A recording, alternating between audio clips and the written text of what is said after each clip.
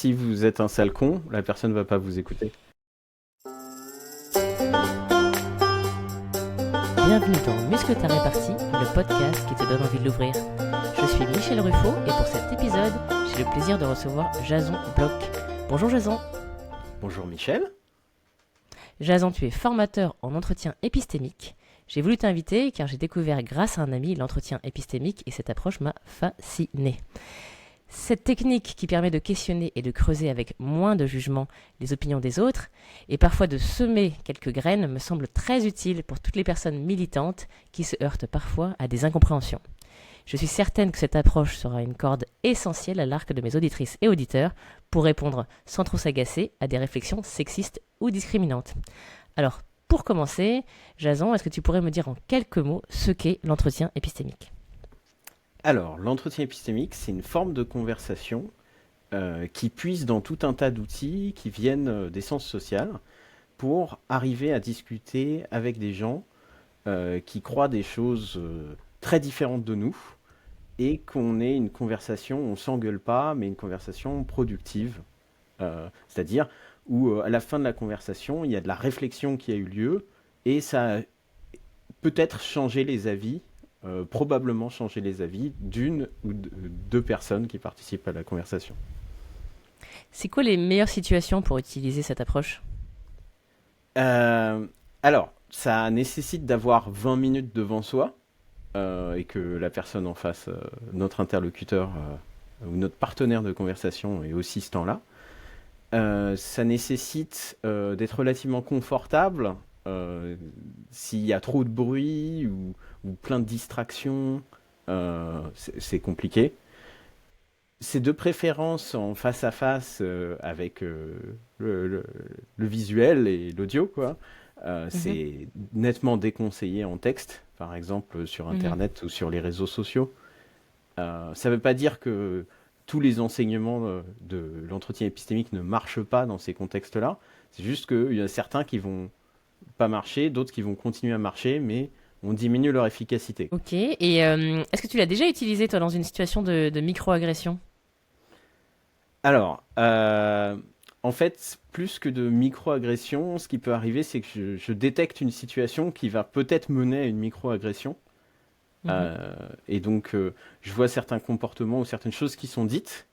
Et à ce moment-là, quand je détecte ces choses-là, je propose cette forme de discussion.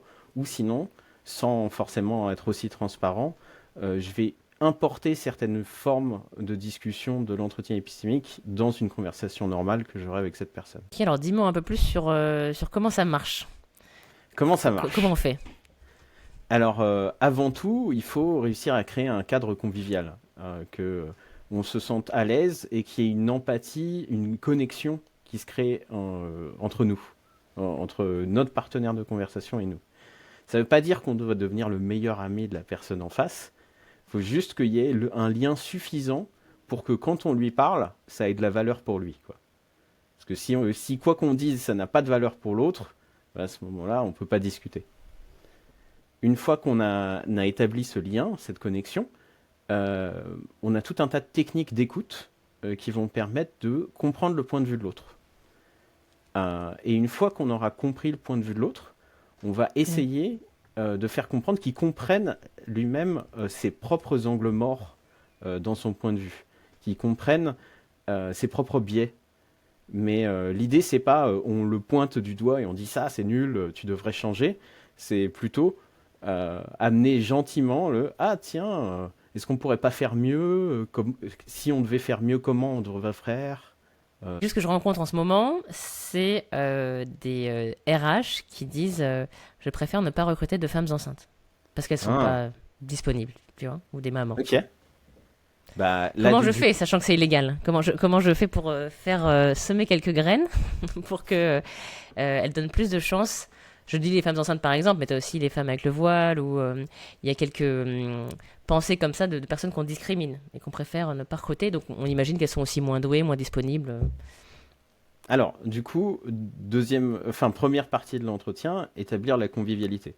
Donc déjà, si toi t'es trigger en entendant en disant « Ouais, c'est illégal, c'est inacceptable et tout », tu vas avoir du mal à établir une conversation correct avec la personne. Donc il faut toi-même que tu diminues un peu tes enjeux émotionnels, quoi. Hmm, Il faut que tu arrives à te mettre dans une condition où tu mets ça un hmm, petit peu de côté, juste le temps de la discussion, hmm. pour que ça se passe bien. Donc je frappe pas Donc la personne. En étape 1, ne pas frapper. ouais, Très bien. c'est un mauvais départ pour une conversation. Je dis pas que ça a Ok. jamais marché, mais bon, les chances que ça marche. Ok, donc on met de la convivialité. Ouais, Je ouais, ne mais dis pas que c'est d'abord de son illégal. côté, tu vois. Montrer le bon Mhm, exemple. Si tu montres que tu es ouvert, en fait, il y a le... on a tendance à beaucoup se comporter selon le contexte. Ça, c'est un apport de la psychologie sociale. C'est si les gens se comportent bien avec nous, on va tendance à les copier et se comporter bien avec hmm, eux. Donc déjà, montrer le bon exemple et pas monter sur ses grands chevaux directs. hmm. Et dans ce moment où on crée la convivialité, on va essayer d'apprendre quelque chose de nouveau qui nous lie. On va se trouver un point commun, quelque chose qui va faire ah ouais moi aussi ah trop cool, qui va établir un lien où la personne va nous considérer comme de son côté quoi. Ok. Et t'as des exemples de ce qu'on pourrait trouver comme point commun Bah, ça peut être tout.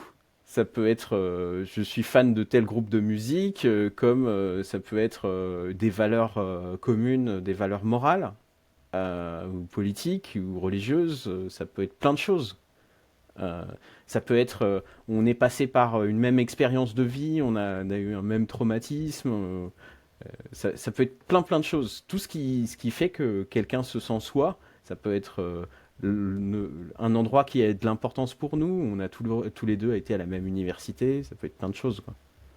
Donc c'est-à-dire que tu rebondis pas forcément directement à la phrase. Imaginons que je suis à une soirée, je prends Ouais, l'apéro avec une personne et la personne me dit ah j'ai arrêté de recruter des femmes parce que c'est trop compliqué, elles peuvent tomber enceintes autour de 35 ans. Euh, et donc là, pour mettre de la convivialité, j'essaie de trouver, avant de traiter de ça, je cherche un point commun où j'avais déjà ouais. créé le lien avant. Alors Donc si tu as déjà créé le lien, t'as pas besoin, tu vois. Mais ok, après, si tu l'as créé il y a 3 jours, c'est pas la même chose que si tu l'as créé il y a 30 secondes, tu vois. sur le moment, d'accord. Ouais, Donc il faut ouais. que je Donc il faut recrée juste toujours sur le moment. rétablir hein, une forme de lien parce que le cerveau humain est comme ça, il a tendance à oublier vite. Hmm. Et un lien d'il y a 3 ans, c'est pas la même chose qu'un lien qui vient d'être créé, quoi.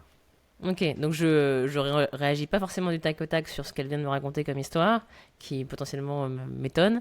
Je vais essayer de trouver d'abord le lien pour établir cette convivialité, ce point Ouais. commun, et après j'y retourne alors. Et après je la Ouais, questionne ouais, ouais. sur ce point-là. Après, tu peux dire ah, j'aimerais bien en savoir plus sur ton point de vue parce que j'avais jamais entendu ça. Ou enfin, tu dis un truc où tu te poses en position d'apprenant, où tu as Mhm. envie que l'autre t'en apprenne plus sur sa position, t'en raconte plus sur sa position. Tu as des tas de techniques d'écoute active pour encourager l'autre à discuter avec toi et à plus s'expliquer. Là, on a un but, on a un fil rouge que nous, on appelle la focalisation. C'est, on a envie d'abord d'identifier un sujet qui soit bien défini. Un sujet bien défini, c'est pas ouais, le racisme c'est mal. Tu vois, Mhm. ça c'est plutôt large quoi.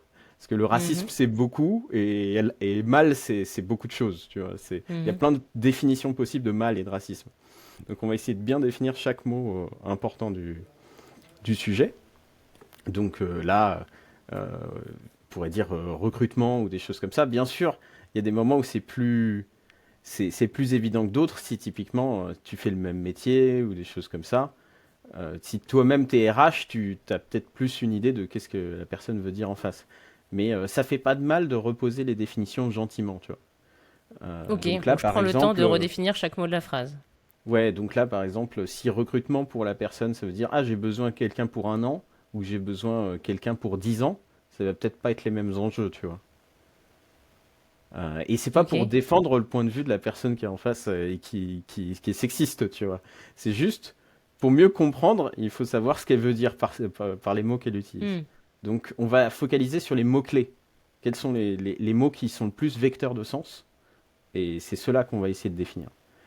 Et donc là tu vas lui dire, pour définir, tu vas dire que veux-tu dire par recrutement ou comment tu fais à cette étape-là?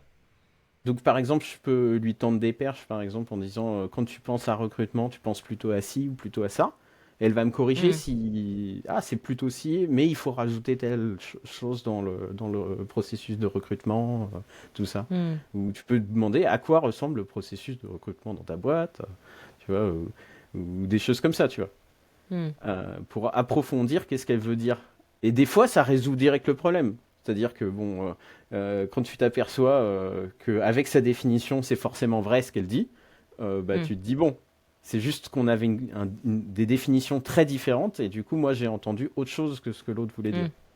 Mm. Mm. Mais bon, ça m'étonnerait que ce soit le cas pour l'histoire d'une affirmation sexiste.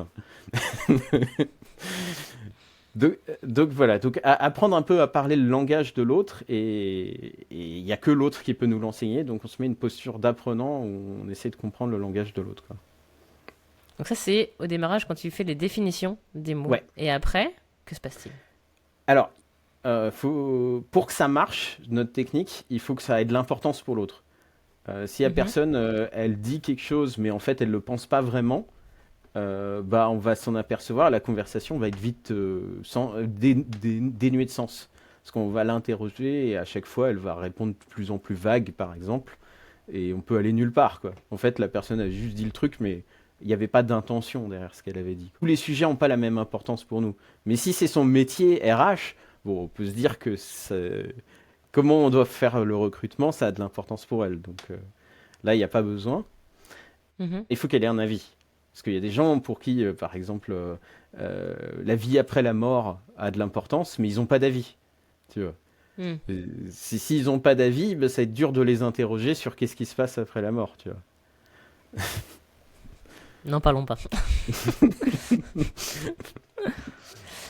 Ok, et donc là, imaginons que donc cette personne, elle m'a affirmé qu'il fallait pas recruter de femmes pour ce type de poste. Mhm. Enfin, en fait, elle a arrêté. J'ai défini avec elle ce que ça veut dire recrutement, ce que ça veut dire peut-être quand elle dit des femmes. Qu'en fait, elle me parle peut-être de l'âge 25-35 ou Ouais. 25-40. Et donc là, je vais aller voir si c'est important pour elle. Donc tu me dis c'est une RH, potentiellement on a validé que c'était important pour elle, on peut continuer.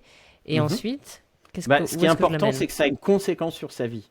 C'est-à-dire que il y a des, si c'est quelqu'un qui est pas du tout RH, il te dit ça. Si c'est pas une Hmm, femme et que il connaît pas de femme autour de lui, bon, bah, ça aura pas d'importance sur sa vie, quoi. Euh, hmm, bon, et donc, qu'est-ce qu'on fait après? On essaye de choper les différents arguments que la personne déploie pour soutenir son affirmation. mhm. Et notamment, il y a un argument qui est plus important que l'autre, on appelle l'argument principal. C'est-à-dire que la plupart des gens, euh, c'est en sciences sociales et en philosophie, on voit ça, soutiennent une affirmation principalement pour un argument qui donne plus de sens à l'affirmation. Donc, Comment je le trouve? Où est-il, comment tu le l'argument trouves? Bah, principal? en Comment posant des je le questions trouve? toutes connes. Pourquoi Ok. tu dis ça? Est-ce que c'est la seule raison pourquoi on devrait faire ci? Ah, ok, mais là tu vas te dire, ah non, il y a trois autres raisons. Et là, Hmm, comment trouver l'argument principal, c'est plus compliqué. mhm, Faut trouver des situations où on enlève des arguments. Si la personne donne A, B, C, bah, faut trouver une situation où il n'y a que C qui a de l'importance. Et dit, ah, est-ce que tu continueras d'y croire si on était dans une situation où il n'y a que C? Et elle dit, oui, je hmm, continuerai d'y croire. Donc tu sais que C, c'est pas l'argument principal. Par élimination, en fait, tu essayes hmm, de voir lequel est le plus important pour l'autre. Et une fois que tu as hmm, trouvé, ah bah c'était le B. Ah bon bah. Et là, on va oublier les autres arguments, on va se concentrer sur l'argument B, quoi. hmm. Et quand je t'ai demandé quelles questions on pourrait poser, tu m'as dit tout simplement on pourrait dire pourquoi. Ouais. Euh, et en fait, dans quelques approches auxquelles j'ai été formée, on évite le pourquoi. Ah, Parce que pourquoi voilà, pourquoi donc parce que le pourquoi se répond parfois avec parce que et parce que c'est parfois perçu comme enfin, culpabilisant, c'est-à-dire qu'on se reproche bah, pourquoi ceci et justement c'est perçu comme jugeant. C'est pas perçu comme jugeant dans ton approche vu que bah tu m'as dit que non, c'est il fallait l'autre, être il a un moins jugeant. jugement. S'il te dit un truc sexiste, c'est bien qu'il a un jugement. Faut Oui mais moi s'intéresser par exemple au fonctionnement du jugement de l'autre. ouais. Moi, je Au suis fonction- qu'amour et curiosité, et je lui dis pourquoi. Est-ce que ça pourrait être sous-entendu comme le fait que je juge et que c'est bizarre en fait. Mais pourquoi tu penses Hmm, ça? non, en fait, c'est pas bizarre parce que en fait, il y a une diversité folle des croyances et des arguments qui soutiennent les croyances. Euh, Mhm. c'est pas déconnant, en fait. Est-ce que tu vas rencontrer deux personnes qui vont soutenir la même croyance avec des arguments différents? Mhm. Donc, et je pense que tout le monde a déjà été exposé à ce genre de situation. Donc, non, les gens vont pas prendre mal. Pourquoi? Et en plus, les gens, ils aiment bien raconter leur life. Alors, si tu leur poses des questions, ils sont toujours, ah oui, trop cool. Bah, je vais répondre à ta question. Euh, Sauf s'ils se Ok, méfient de toi. Mais s'ils se méfient de toi, à ce moment-là, c'est que tu as raté l'étape 1 de construire la convivialité, tu vois. j'ai bien compris. Importance de l'étape 1. Ok. Et donc là, je cherche la raison, donc l'argument principal. Mhm, Donc par exemple, dans l'exemple sur je recrute pas de femmes, euh, les gens que j'ai pu interroger là-dessus, c'était parce que ils ont des mauvais souvenirs de projets importants sur lesquels ils ont staffé une femme et qui est partie, enfin mhm. partie, le temps de son congé maternité, donc 2 mois et demi ou peut-être plus. Et donc le projet ne pouvait pas attendre, ça crée la panique générale et ils veulent plus. Ouais. Ils veulent plus de ça. Euh, Donc là, c'est un argument principal. Admettons que ce soit ça l'argument mm, principal. Ben maintenant, on va s'intéresser à catégoriser cet argument principal. Parce que tu as d'accord. plusieurs types d'arguments principaux. Et donc là, typiquement, ce que tu me dis, c'est de l'expérience personnelle. C'est Mhm, là, j'ai eu une mauvaise expérience. J'ai même eu plusieurs mauvaises expériences. Donc oui, il y a un aspect quantitatif aussi qui se rajoute à l'aspect personnel. mhm, Et, euh, et donc, tu pourrais lui dire, OK, donc si tu penses que là, dans les 5 prochaines années, si tu vivais genre trois bonnes expériences où tu acceptes une mm, femme, est-ce que ça changerait ta vie, tu vois? mm. Et, Ok. Et c'est quoi les autres catégories? Donc là, tu m'as dit c'était un argument d'expérience personnelle. Et il y a d'autres ouais, types ouais. d'arguments qui existent. Donc il y a l'intuition. Ok. J'arrive pas à l'expliquer, mais je pense c'est plutôt que c'est vrai, tu vois. Mhm, J'ai un sentiment que c'est vrai. Donc ça c'est assez difficile parce que quand quelqu'un se fie beaucoup à son intuition, bah tu mhm. peux pas être la petite voix qui lui parle dans sa tête à sa place, tu vois. Et pourquoi pas? Donc là, il faut se dire, ok, est-ce que ton intuition est infaillible, tu vois? C'est, Et là, ça c'est- marche quand t'as déjà eu des gens qui t'ont dit Bah, ah bah non, c'est vrai, t'as raison. bah, J'arrête ça en tout de suite. fait, tu vas pas le dire brut de décoffrage comme ça, tu vas Ok. dire, ok, par exemple, là, si tu utilisais l'intuition dans telle situation, est-ce que tu penses que ça serait bien? Hmm, Donc, par exemple, un truc typique où on sait que c'est une mauvaise idée d'utiliser l'intuition, ça serait un procès. Où voilà, là, il y a le juge qui t'accuse de meurtre et tout, et il te condamne parce qu'il a l'intuition que tu es coupable. Est-ce que ça serait OK pour toi? bah ouais. N'importe quelle indication. Donc, il y a des situations où on sait que l'intuition est une mauvaise chose, quoi. Ok. Après, il y a des gens qui sont très très attachés à l'intuition et qui vont dire non, le juge il a raison. Il C'est faut ça. que le juge fasse ça. Donc là, c'est ce qu'on appelle un cas difficile et nous, on a une formation spéciale cas difficile parce que c'est plus Et on compliqué. t'appelle Mais- après quand il y a un cas difficile. C'est la hotline. Ouais, mais considérons que c'est un cas normal, comme la plupart des gens. Là, il va se dire ah ouais, non, peut-être que l'intuition, c'est pas la solution à tout, quoi. Ok. Donc expérience personnelle, intuition. Est-ce qu'il y a d'autres choses en magasin?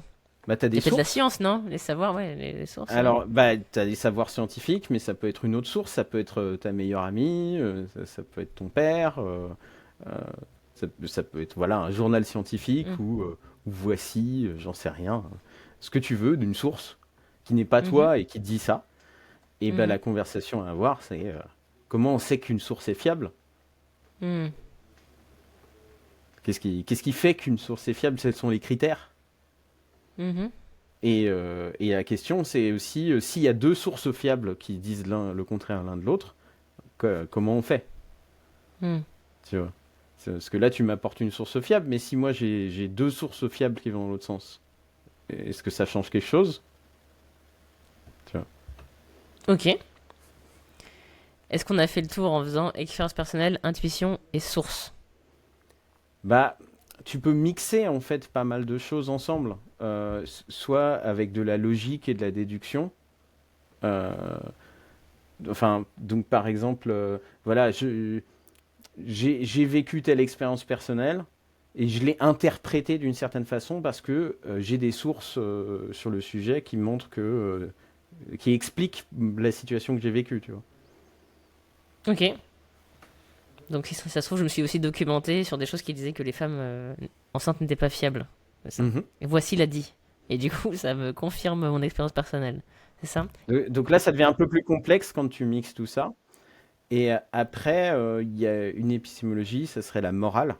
C'est pas est-ce que c'est vrai ou est-ce que c'est faux, c'est est-ce que c'est bien ou est-ce que c'est mal. Et là, souvent, ça va créer des raisonnements motivés. C'est parce qu'on pense que cette conclusion est meilleure, on va dire que c'est vrai. On va confondre le bien et le vrai, si tu veux. Et donc là, Ok. la question, c'est est-ce que tu dirais la même chose dans telle autre situation où là, c'est sûr que c'est faux, mais ça serait bien que ce soit vrai, ça serait top, ça serait la meilleure solution. Mais bon, tout le monde sait que c'est faux, quoi. Ok. Est-ce que ça s'applique à mon cas, ce que tu viens de dire sur le bien et le Bah mal? là, faudrait savoir. Enfin, si par exemple, il y a du raisonnement motivé, ça veut sans doute dire que la personne a des valeurs morales qui déprécient les femmes, qui voient les femmes comme mauvaises. Tu vois. Hmm. Donc, si c'est au niveau des valeurs morales, bah, c'est qu'il faut discuter de valeurs morales. Si c'est au niveau des faits, bah, ça sert à rien de discuter de valeurs morales. Faut savoir dans quel cas on est, quoi. Hmm. Ok. Et comment je peux être sûr, parce que là, en l'occurrence, cette expérience-là, c'était avec un homme. Ouais. Comment est-ce que je peux savoir, comment est-ce que je peux distinguer s'il s'agit juste de son expérience personnelle et du fait qu'effectivement, ça a planté 2 projets récemment dans sa boîte, le fait d'avoir des femmes qui sont parties en congé mat, Hmm. ou est-ce que par ailleurs, il a l'impression que les femmes sont moins bien? Comment je fais le distinguo? Alors, il faut pas considérer moins bien et mauvaise. Là, Ok. moi, je C'est parlais quoi la mauvaise, différence? genre maléfique, tu vois. Ah, Moins d'accord. bien, ça veut dire moins efficace. Ouais. Tu vois. Donc Ouais, moins maléfique, efficace, ça carrément. reste dans le domaine Enfin, des faits, c'est vérifiable. Tu as un critère, tu évalues par rapport au critère, tu vois si c'est moins efficace.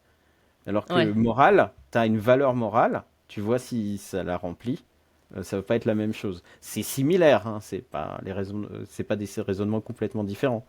Mais il y a on peut mesurer, tu vois, on peut faire des mesures. La morale, ça se mesure pas. On n'a pas encore de thermomètre moral. D'accord. Et si cette personne pensait que les femmes étaient maléfiques, comment est-ce que Ouais. tu le, comment est-ce que tu le, comment est-ce que tu le devines? Et si tu arrives à, par exemple, créer d'autres situations qui impliquent des femmes, et que, parce que là, on parlait du recrutement, mais le recrutement, il y avait l'idée de la grossesse et tout ça. Mhm. Mais si on a une situation où la grossesse n'est pas du tout impliquée, et que la personne est encore négative vis-à-vis des femmes, on peut se dire que c'est plutôt du côté moral. Donc tu Ou vas tester d'autres situations. préjugés basés sur l'expérience personnelle. Mais ça serait Hmm. un préjugé moral, quoi. Ok. Mais donc tu vas aller tester d'autres situations Ouais. autour du sujet des femmes. Très bien. Et après, quand est-ce que ça se termine un entretien épistémique? Ah, ça se termine quand la personne en face, notre interlocuteur, notre partenaire de conversation, a une réflexion, entame une réflexion sur le sujet qu'elle n'avait pas eu avant. Tu vois, si tu veux changer d'avis, faut commencer Hmm. d'abord à te remettre en cause. Et donc là, c'est à partir du moment où tu vois que la personne commence à se remettre en cause, et là tu dis, on y va, on s'arrête. C'était super cette discussion, j'ai beaucoup apprécié. Tu la valorises à ce moment-là. Mhm. Et comme ça, elle aura envie de continuer cette réflexion sans toi. Parce que tu peux pas faire changer d'avis les gens, c'est les gens qui changent eux-mêmes d'avis. Tout ce que tu peux faire, c'est les encourager en fait. Donc quand tu vois que la personne est sur la bonne voie pour changer d'avis, tu la valorises et tu la laisses changer d'avis tout Oui, seul. tu poursuis pas en tirant le fil avec elle pour lui faire changer d'avis à tout prix. Bah tu risquerais de mettre en péril tout ce que tu as fait avant, quoi. C'est mieux que ce soit elle-même qui le fasse, tirer le fil. Je crois que l'entretien épistémique est très utile sur des des croyances, en tout cas des croyances différentes qu'on peut avoir les uns et les autres. Mhm. C'est quoi les derniers entretiens épistémiques que tu menés et que tu pourrais partager? Sur quelles croyances est-ce que ça portait? J'ai eu la parentalité, j'ai eu l'écologie, j'ai eu quoi? Euh, j'ai eu de la philo. Ok, mais si on prend la parentalité par exemple, qu'est-ce que c'est-à-dire, qu'est-ce que la parentalité? C'est- Ah bah ça dépend pour chaque personne, mais pour mon Mais interlocutrice, dans ce cas-là, ouais. c'était une éducation bienveillante, c'est-à-dire essayer d'avoir un que tes enfants soient autonomes quand dans leur vie d'adulte et épanouis. Ok, challenge. Mais Ah, ça je vais varie d'une faire. personne à l'autre parce qu'une autre personne sur la parentalité, elle aurait pu me dire, ce qui est important, c'est que mes enfants aient la même morale que moi une fois qu'ils soient adultes. Hmm. Tu vois, ils veulent se Challenge reproduire aussi. au C'est sens ça, propre, tu vois. exactement. Ils veulent un clone d'eux-mêmes L'éternité. dans le futur. L'éternité. Exactement. Et donc là, cette personne, elle avait une vision, une croyance particulière qui a bougé au fil de l'entretien sur la parentalité et la Alors, bienveillance? en fait, tu vois, quand on discute avec quelqu'un, en Hmm. utilisant nos outils, la personne a tendance à se rendre compte de ses propres réflexions. C'est-à-dire qu'avant, c'était des réflexions qui étaient inconscientes et qui étaient peut-être tous mélangées les uns dans les autres. Et pendant la discussion, on a pu clairement mettre les choses en ordre, leur donner du Mhm. sens et tout. Donc ça, c'est un résultat qu'on a quasiment à chaque fois. La personne dit, chouette, euh, je crois toujours au même truc, mais dans ma tête, c'est beaucoup plus clair. Mais c'est rangé. T'as rangé Voilà. la chambre, quoi. Ok. Et t'as besoin de faire ce rangement si tu veux, si tu veux commencer à réfléchir, quoi. Si tout est en bordel, tu vas avoir plus Hmm. de difficultés à réfléchir. Donc, souvent, c'est l'indicatif que tu es dans la bonne voie. Mhm. Euh, Parfois, la personne va dire, ah, j'ai changé d'argument principal. Avant, je pensais que c'était la meilleure raison de croire si, c'était ça, mais je vois que ça, c'était pas si bien, alors il y a ça qui est mieux. Mais Hmm. qu'est-ce que ça veut dire, par exemple? C'est-à-dire que si avant elle avait 5 arguments et qu'il y en avait un qui l'amenait à 80% de croyance, eh ben, si elle a jeté cet argument qui a 80% de croyance, elle est peut-être passée à 65, tu vois. Elle est peut-être devenue Hmm. plus mesurée dans sa croyance.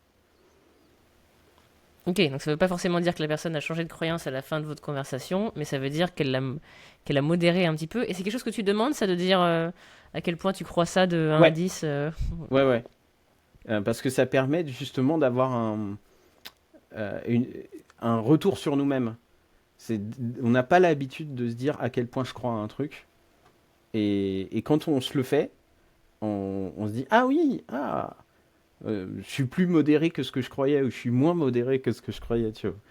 Et, et tu vas voir une évolution entre avant et après la discussion si tu as bien fait ton taf, quoi. Donc ça Tu peut être une reposes la évolution question? vers le haut, ça peut être ah oui, j'y crois encore plus, tu vois. Oui, merde. Bah après ça dépend ce que c'est, hein. Si toi et moi on discute d'antiracisme, t'as peut-être envie de passer de 80 à 90, hein. Ah ouais, tu m'as convaincu. Tu m'as convaincu. Tu as parlé de cette question sur. Alors, je sais pas comment tu la poses d'ailleurs, cette question de savoir de 1 à 10 à quel point je crois à cette croyance. Est-ce que c'est comme ça Ouais. que tu la poses ou t'as une autre, ou t'as une autre Il y a plein de formule? versions. Entre 0 à 100, 1 à 10, ou tu peux faire un pari. À quel point tu es prêt à parier? Est-ce que tu es prêt à parier 1 euro, un kebab, un repas dans un restaurant étoilé, une année de salaire, ta main à couper, ta tête à couper? Tu vois, ça montre à quel point tu es certain d'un truc, quoi. Ok, ça marche. Et est-ce qu'il y a d'autres questions qui sont habituellement posées dans l'entretien épistémique ou est-ce que c'est euh, ul- ultra dépendant de ce qui se passe? Ou est-ce qu'il y a des choses, des étapes obligatoires en termes de questions? Hum, Bah, en fait, ça dépend où est-ce que la personne en face de toi est dans sa réflexion. Si la personne elle a déjà pensé à certains trucs, bah, comme ton but c'est d'aller voir les angles morts, bah tu vas pas y aller.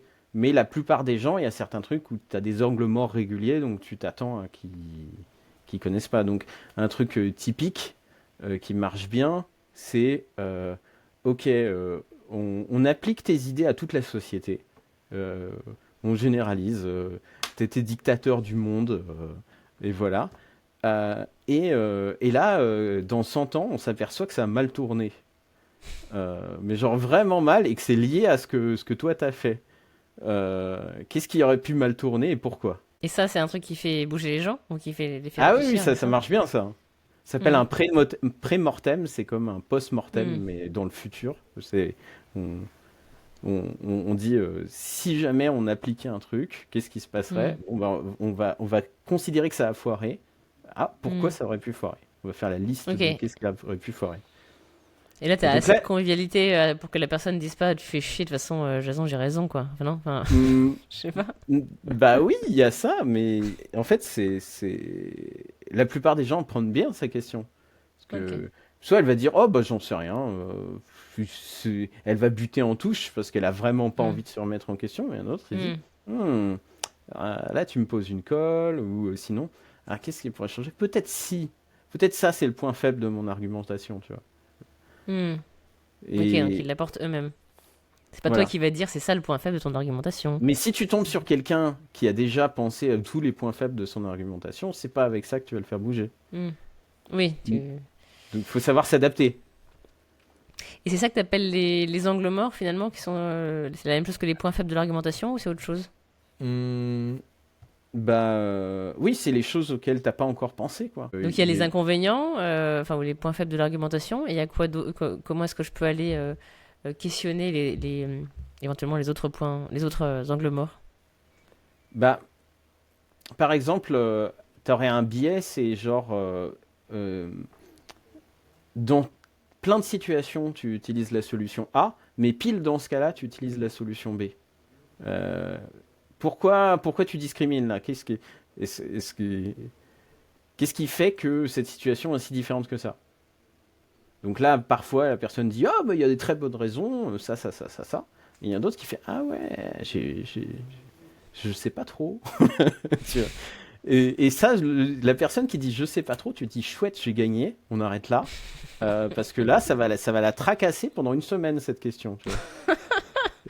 T'es pas gentil, en fait. Tu laisses les gens quand ils commencent à se tracasser. Ok, Oui, mais je vois. Donc ça va produire des réflexions productives. Tu vois. Ils vont se c'est dire ça. ah ouais, ah bah peut-être que je devrais changer ma façon de se comporter dans cette situation parce que c'est pas cohérent et j'ai un besoin de cohérence. Tu vois. Hmm. Mais Tout c'est le monde a besoin de cohérence. le signal qu'il faut s'arrêter, et qu'il faut arrêter de creuser. Bah, c'est un très très bon signal. La personne dit ah j'y avais jamais pensé. Tu me poses une colle, faut me laisser du temps. Là, Hmm. généralement, la personne va pas dire faut me laisser du temps, mais là, il Hmm. faut l'encourager. Tu peux lui dire ah, prends ton temps. Quand tu vois que tu lui poses une colle, reviens vers moi quand tu veux. Tu vois. Très bien. Formidable. Nous sommes donc armés pour faire des entretiens épistémiques Ouh maintenant. là là là. Alors, moi, je dispense des formations de niveau débutant de 25 heures. Alors, je pense pas qu'on ait réussi à faire Alors comment beaucoup, mais. fait-on? Comment fait-on pour être formé par toi ou par quelqu'un, un de tes camarades à l'entretien épistémique? Alors, le mieux, c'est que vous m'invitiez dans votre entreprise et que vous payiez une formation à vous et tous vos collègues. Sinon, ce que vous pouvez faire, c'est venir contacter l'association Opinion sur rue. Je donne certaines formations bénévoles pour les citoyens qui n'auraient pas la possibilité de faire venir en entreprise notre association pour nos talents. On a un partenaire qui s'appelle Avancène Conseil, qui est une boîte de formation, et nous, on est dans leur catalogue. Est-ce que, en plus de tout ce que tu nous as dit sur l'entretien épistémique, tu aurais, toi, des punchlines à donner, enfin une punchline ou plusieurs si tu veux, à donner aux auditrices et auditeurs? Bah, c'est quelque chose en rapport avec ce que nous, on incite à faire les autres. Mais c'est avant de savoir, il faut d'abord douter. Le Exactement. savoir, ça prend une certaine réflexion et il faut la fournir, quoi. Parce que souvent, on a l'intuition que c'est vrai, mais ça suffit pas. Et tu la sors dans quelle situation? Est-ce qu'une punchline, ça doit se sortir dans une situation? Je sais pas. C'est plutôt à titre éducatif, dans le sens, Mhm. moi je pense qu'il faut essayer d'éduquer les adultes, qu'il n'y a pas de raison de se concentrer uniquement sur les enfants. Et, Et donc là, quand on voit que quelqu'un peut-être a l'air un peu trop certain de lui, ça serait le moment de la sortir, quoi. Ok, je vois. Ça arrive souvent en entreprise, donc c'est bon, ça peut servir. Est-ce que, en plus des formations que donne Opinion sur Rue, est-ce que tu aurais des ressources à nous conseiller si on voulait creuser et lire sur l'entretien épistémique? Alors, lire, il y a pour l'instant que 2 livres sur le sujet, et ils sont en anglais. Le meilleur, c'est How to Have Impossible Conversations, que j'ai traduit, mais qui n'est pas paru encore en français. Je suis en train d'écrire une adaptation. Ça prend du temps. Ok. Tu nous diras quand est-ce que ça sort alors. Ouais, c'est pas, on n'y est pas encore. Mhm. Ça avance. Sinon, on essaye parfois d'écrire des articles de blog sur le site web de notre association. On produit des vidéos sur YouTube et aussi des lives. Euh, En anglais, il y a aussi plein de ressources, parce que nous, on est plutôt le côté francophone, mais anglophone, il y a notre partenaire SI International. En fait, entretien épistémique, ça se dit street épistémologie en anglais, comme street dance.